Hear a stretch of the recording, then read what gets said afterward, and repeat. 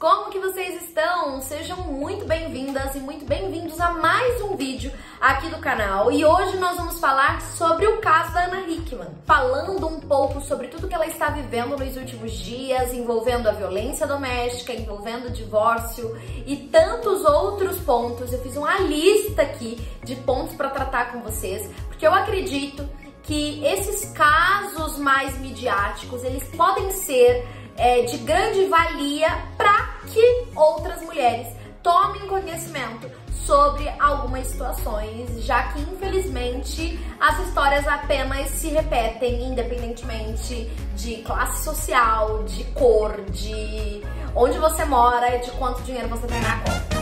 Então, para quem ainda não me conhece, meu nome é Mayara Brasil, eu sou advogada, atuo com o direito das famílias, com uma perspectiva feminista e uma perspectiva de gênero. E aqui no YouTube eu democratizo conhecimento, eu trago informação para que você conheça um pouco mais sobre os seus direitos, o direito dos seus filhos, e assim você possa viver uma vida mais feliz e mais saudável através dos seus relacionamentos também. Então, se você tá aqui pela primeira vez, já se inscreve, ativa as notificações para que você seja notificada sempre que a gente tiver um vídeo novo. Eu acredito que a essa altura você já tenha assistido na íntegra a entrevista da Ana Hickman. Se você não assistiu, eu recomendo que você assista, porque ela traz alguns detalhes que podem sim servir como alerta para todas nós. Eu listei alguns aqui, como eu falei pra vocês um pouco antes, e eu vou fazer uma ordem que não é exatamente a ordem na qual ela fala no vídeo,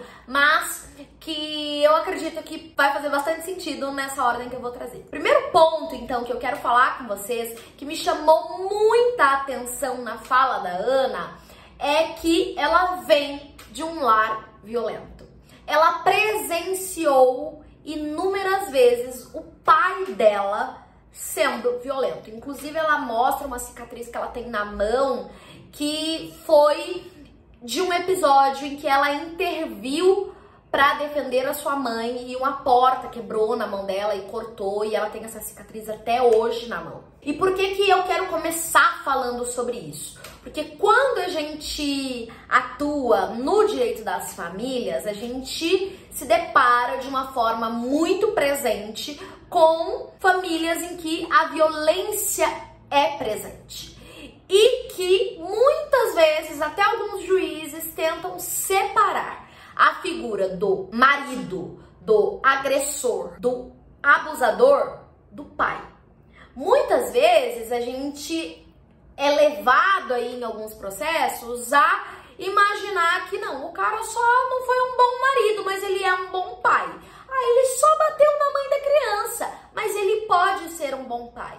E aqui a fala da Ana sobre isso escancara para o Brasil a questão de que ciclos se repetem.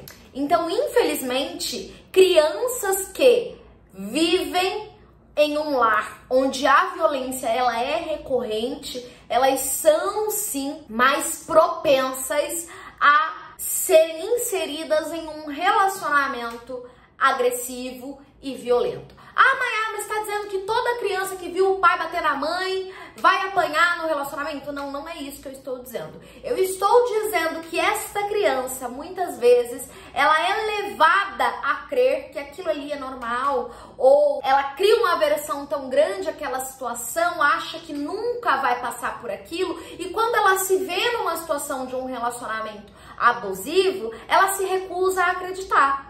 Eu não sei se vocês já leram aquele livro, É Assim que Acaba. Eu, inclusive, quero fazer uma resenha sobre ele aqui pra vocês, que também traz muito disso, de uma menina que via o pai batendo na mãe e jurava que nunca ia viver aquilo. E quando ela começa a se relacionar, nos primeiros sinais, ela acha que não tá acontecendo comigo. Com a minha mãe era diferente. Eu saberia se fosse. E na verdade não sabe, e na verdade não consegue identificar e acaba sim caindo nesse problema. Então a gente precisa sim, como sociedade, parar de colocar agressores no papel de bons pais, porque um pai minimamente bom não agride, não violenta a mãe desses filhos. E a gente precisa sim pensar nisso quando a gente trata de guarda, de convivência, porque nós estamos colocando essas crianças em lares, em contextos onde a violência pode muitas vezes ser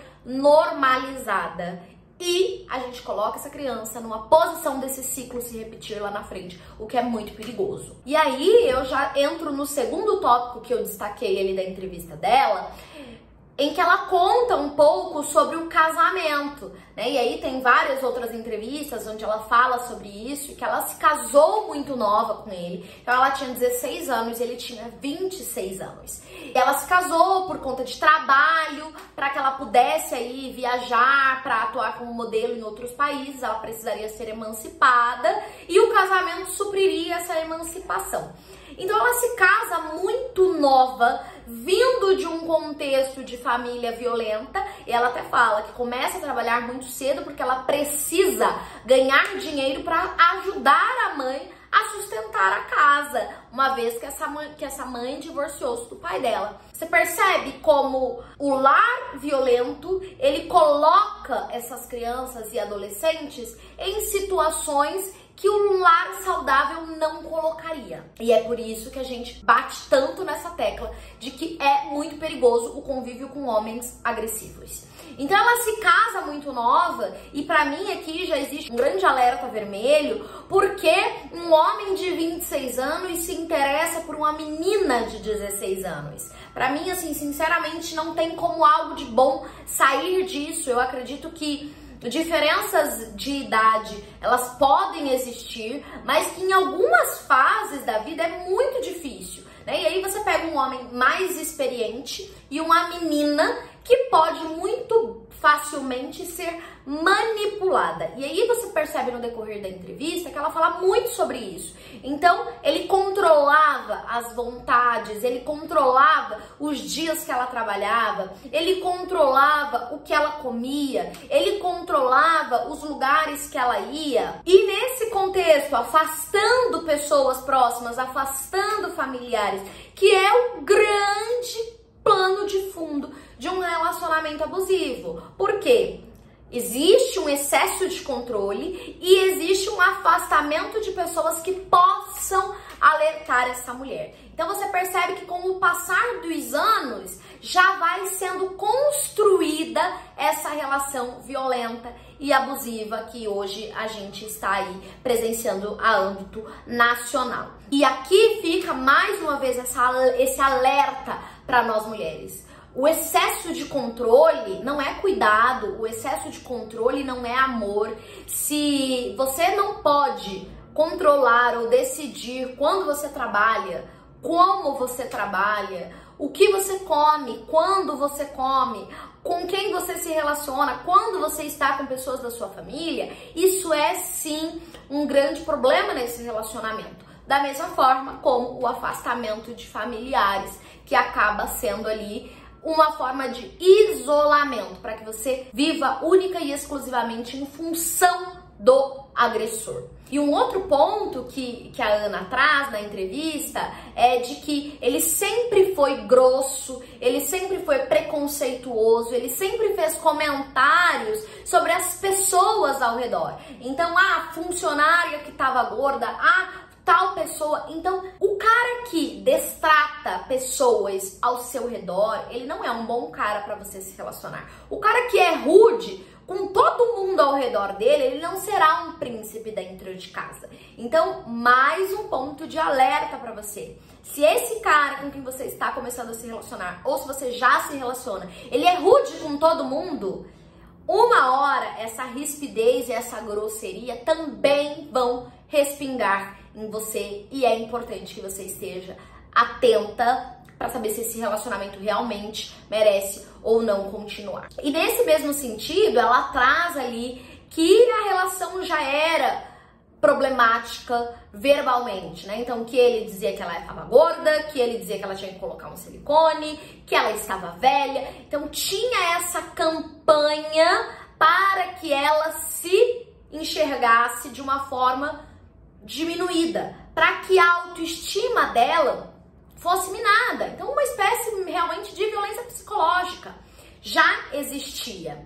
E aí entram aqueles primeiros sinais que às vezes a gente ignora, que são essas pequenas violências no dia a dia, que é realmente essa conduta de ofender, de falar, ah, mas eu falo porque eu te amo, tá? Eu falo pelo seu bem, você precisa dar uma emagrecida. Ah, eu falo pelo seu bem, faz um botox, coloca um peito, faz não sei o que lá. Apelidinhos, nós vimos até vídeos aí que ele chamava ela de caveirão, brincadeirinhas, se é que a gente pode chamar assim, né, entre aspas, que tem o intuito realmente de diminuir a autoestima dessa mulher. E aí é importante a gente entender o que? A violência, ela nunca começa com um tapa.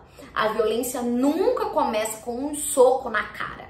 A violência começa com a violência psicológica, com uma ofensa, com um apelidinho que de carinhoso não tem nada, com uma tentativa de diminuição da sua autoestima, para que essa pessoa ela vá sendo acostumada a isso. Que é um ponto que a Ana mesmo traz, de que ela estava, de certa forma, acostumada a ser tratada daquela maneira. E quando a gente enxerga de fora, obviamente é muito mais fácil pra gente enxergar que horrível, meu Deus, como assim, sem cabimento? Mas pra pessoa que está na relação, a primeira vez ela sentiu incômodo, ah, mas é o jeito dele, e aí passa. Na segunda, ah, mas é o jeito dele, e aí passa. E com isso, as coisas vão passando, até que chega ao ponto onde você acorda um belo dia na delegacia. E aí você pensa, meu Deus, como que eu cheguei nesse ponto? Por isso que as primeiras brincadeirinhas, as primeiras piadinhas, as primeiras violências não podem ser ignoradas. Não podem ser ignoradas. Sob pena de a coisa degringolar e um dia você perceber que as coisas saíram totalmente do seu controle. E aí nós entramos num outro nível de controle que existia ali. Aquela conta tinha uma divisão nas empresas em que ela era a imagem, ela era o marketing, ela era a celebridade e ele era o financeiro. E ele organizava as coisas. E eu sempre falo isso pra vocês, sempre. No meu Instagram, inclusive se você não me segue, tem aqui o meu @, @MaiaraJBrasil, me siga no Instagram. Eu sempre falo isso lá. Mesmo que no seu modelo de família, no seu casamento, vocês tenham uma divisão como essa, por exemplo, em que vocês juntam todo o salário e o seu marido, o seu companheiro faz aí o pagamento das contas e tudo mais, é importante que você esteja ciente de tudo que está acontecendo. É importante que você saiba para onde o dinheiro da família vai. E aqui não é apenas num caso de divórcio, por exemplo, onde pode existir uma violência patrimonial absurda, como a Ana está se deparando agora, mas até mesmo no caso do falecimento desse parceiro. Quando ele se for, se você não sabe de nada, como que você irá lidar com o luto e com as dificuldades de administrar financeiramente essa casa? Então tenha ciência e nós não fomos, enquanto mulheres, criadas e educadas para termos controle do dinheiro. Nós não fomos, eu sei disso. Eu falo porque por muito tempo eu achei isso tudo um porre de ficar cuidando das contas da casa, mas a gente precisa ter no mínimo a ciência do que está acontecendo. E se esse casal, se na sua família vocês têm uma empresa, isso é ainda maior, porque você corre o risco de sim ser vítima de uma violência patrimonial, de uma fraude patrimonial absurda, como a Ana está ali descobrindo agora. Não se sabe nem ao certo o tamanho desse buraco, mas existe sim uma violência patrimonial. E aqui, quando a gente fala sobre violência patrimonial, tem vídeos aqui no canal, eu vou deixar o card aqui em cima também sobre isso. Muitas vezes a gente pensa sobre a mulher que é privada da partilha de bens ali no momento do divórcio, ou a mulher que não recebe a pensão corretamente, mas a gente também tem casos como esses, em que a mulher é envolvida em dívidas, em que a mulher é obrigada a arcar com dívidas do ex, onde a mulher se vê numa situação em que ela não tinha ciência. Então eu estou fraudando alguma coisa, eu estou cometendo crimes sem ao menos ter ciência disso. Então é muito importante que a gente tenha, sim, o conhecimento do que está acontecendo financeiramente na nossa família. Por mais que isso seja difícil e trabalhoso, uma vez que a gente já tem outras milhares de funções aí dentro dessas famílias. Mas é muito importante para não cair num grande problema como esse. E aí nós partimos para um momento realmente em que a Ana faz a denúncia e ela conta que pessoas ao redor desincentivaram, que pessoas ao redor tentaram, de certa forma, pôr panos quentes nessa situação, e com aquela história de que, você vai manchar a imagem dele, de, mas vocês têm um filho, de, mas o respeito pelos anos de casamento. E aqui eu quero que vocês coloquem uma coisa na cabeça de vocês. Não são preocupações da vítima. Quem tem que se preocupar com a imagem é o agressor, que não tinha que ter agredido. Se ele não tivesse agredido, a imagem dele estava ótima. Quem tem que se preocupar com o filho não é a vítima, é o agressor que expôs o filho a uma situação como essa. E nós, enquanto sociedade, que é um alerta muito grande pra gente, que nós não sejamos as pessoas que desencorajam a mulher de fazer uma denúncia. Que nós sejamos a pessoa que leva essa mulher numa delegacia, que acompanha essa mulher, que passa com ela as dificuldades que ela vai passar, que quando ela se sentir fraca e com medo de falar, que a gente estenda a mão, que a gente apoie, que a gente fale para ela da importância de denunciar.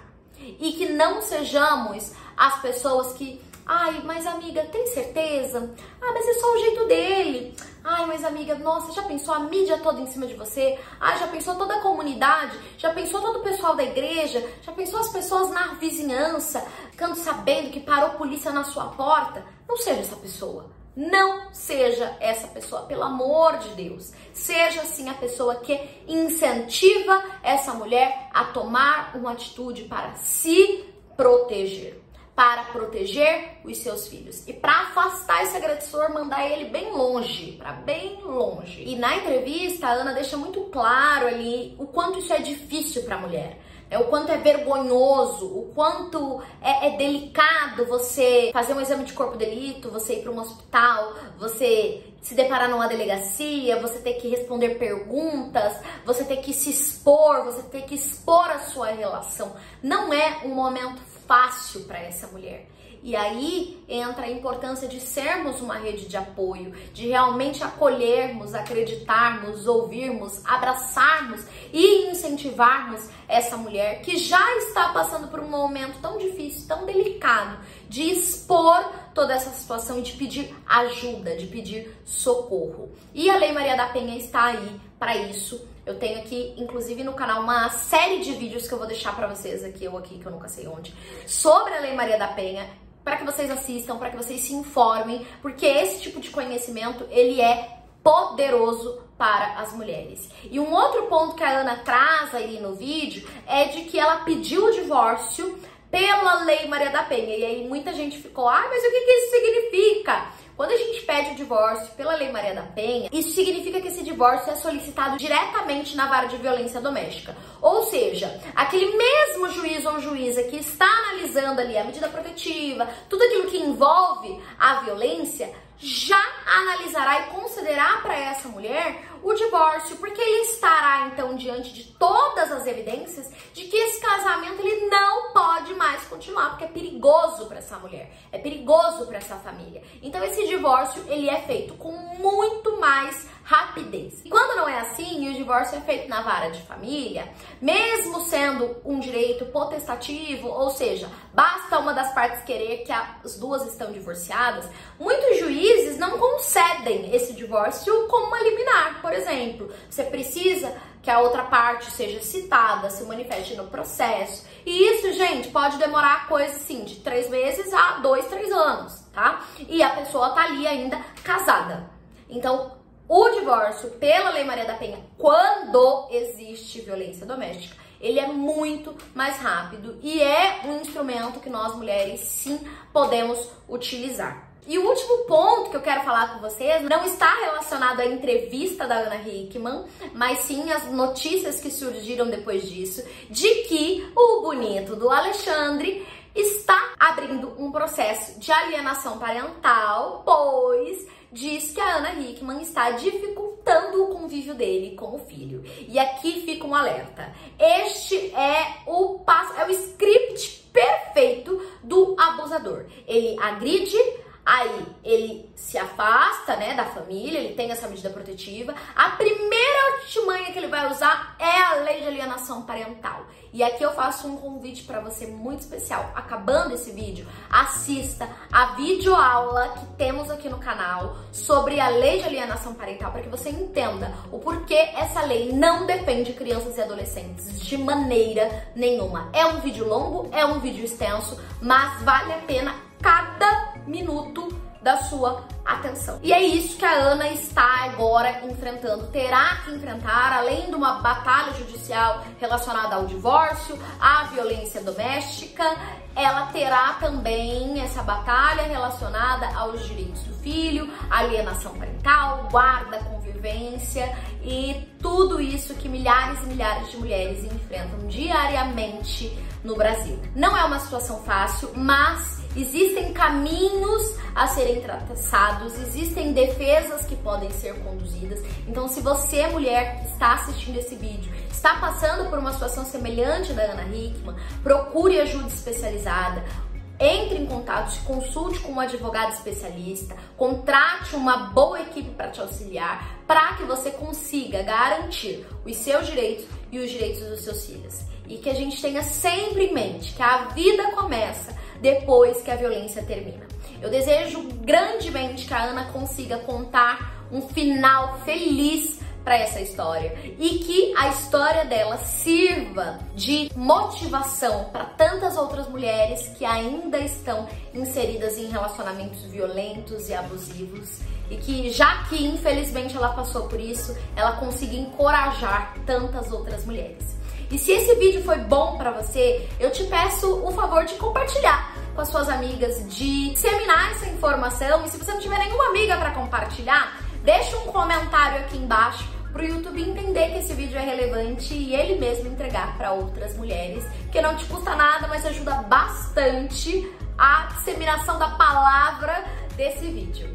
Um beijo para você e até o próximo vídeo. Tchau, tchau!